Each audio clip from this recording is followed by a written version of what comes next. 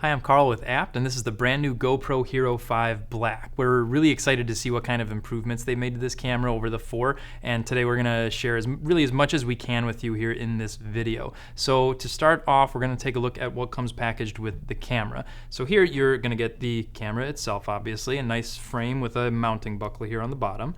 You get a rechargeable battery, which we have actually inside of the camera here. You're going to get 2 adhesive mounts, one that's curved and one that is flat, and you get a USB Type-C cable. Now you might be thinking, hey, where's the waterproof case? What happens if you want to use it in the rain? Well, GoPro has decided to make the camera itself waterproof, so you can take this down to about 33 feet. Now, if you're a diver and you're going to be going deeper than that, they still make a super suit case that you can use, and that'll keep your camera safe down to about 196 feet. So not to worry, they still have an accessory that you can use if you're a scuba diver or something like that. But right out of the box, this is going to be ready to be in some water.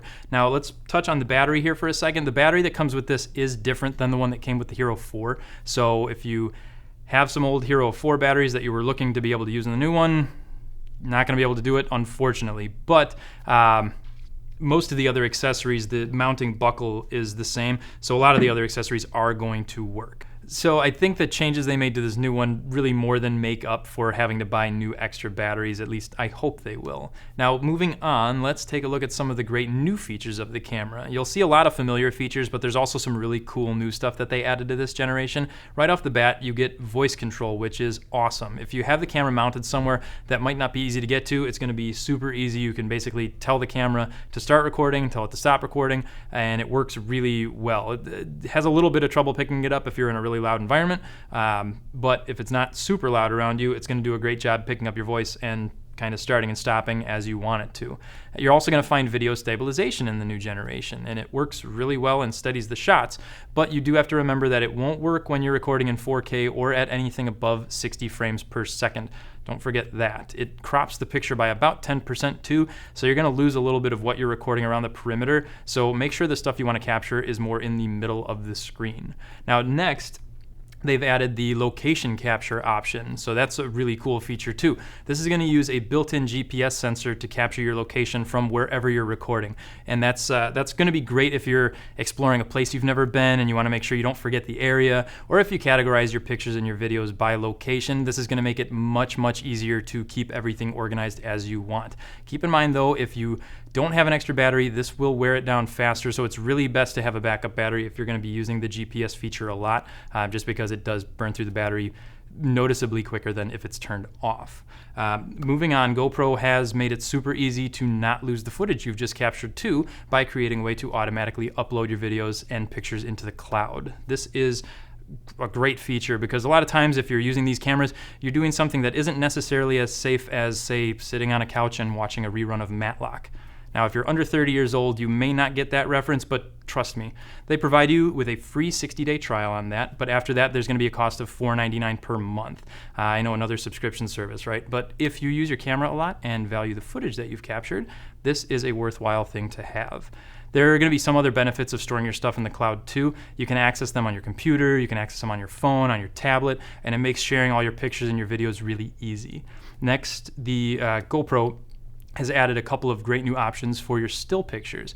They're going to have HDR available now, which they actually call WDR, which is wide dynamic range, and RAW. WDR is going to help everybody improve the quality of their pictures, and you don't need to know much about photography to benefit from it.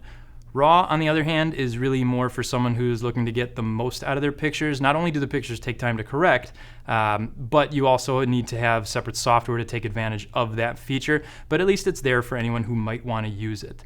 Now, getting down to the last couple of nice new features, we've got improved audio. This camera will record in stereo for you, but it also has wind noise reduction built in. Now, by default, the camera is going to automatically toggle between stereo recording and wind noise reduction to give you the best audio quality it can. However, you do have the option, if you want, to turn on one or the other based on the environment you're recording in. So if you're in kind of a quiet area, you don't necessarily have to have the wind noise reduction turned on, and vice versa. If you're in a loud area, you might want to have that wind noise reduction on. just to help out recording. And another great new sound option is the ability to record your audio in a RAW format. It's kind of the same idea as capturing images in RAW. It's going to give you the ability to apply audio processing in post-production, and it does this by recording a separate WAV file to edit. Now, just like the photo option, it's not going to be for everyone, but for those that like to get a little more in-depth with their editing and have the right software, it's a great feature to have. The last feature difference we're going to talk about is the new touch display, which I found to be pretty responsive and extremely useful. You can swipe different directions to access different menus and change all your settings right there on the screen. It's much easier than having to press the same buttons over and over again to go through all your options. You're pressing one button like 7 times and then another button to click OK. This way you can see exactly what's on the screen right in front of you. Makes it super easy. Honestly, for someone debating on going with the 4 that you might still be able to get your hands on, or a 5, I think that feature alone is worth the upgrade. Now, when a product's easier to use, it's less intimidating and just more enjoyable. You really get the most out of it when you have an easier time getting to know how to use it. Now, for all of you that don't like having to look at a small screen to change all your functions, GoPro also has an app that you can use as well. It's called the Capture app, and that's going to allow you to watch what you are recording live. You can watch a playback of what you just recorded, and you get full control of the camera's functions. It's really easy to use, and having a bigger screen I found it to be very helpful when you're trying to frame a shot. Now, how do the videos look, you might ask? I think they looked great. You still get that nice wide recording angle, which allows you to capture a ton of stuff in each shot, and the color quality was really good too. Low light recording was adequate, I found, and the 4K recordings, when you play them back on a 4K monitor, looked really, really good. So those are several of the new features that they've decided to add to the Hero 5 for you. The biggest bummer, I would say, is going to be that not all the accessories are going to be compatible between the 4 and the 5. So if you already own a 4 and you've invested in a bunch of different cases and extra batteries, you may not find that the new features are worth the upgrade, since it may wind up costing you a bunch more money to change all that stuff out. Now, on the other hand, if you don't already have a GoPro and are just kind of getting started, kind of new to the action camera market, this is a phenomenal place to start. Definitely worth checking out. What do you guys think? Is it worth the upgrade? Have you had a chance to check out all the new features of one of these in person? We'd love to hear from you in the comments section below.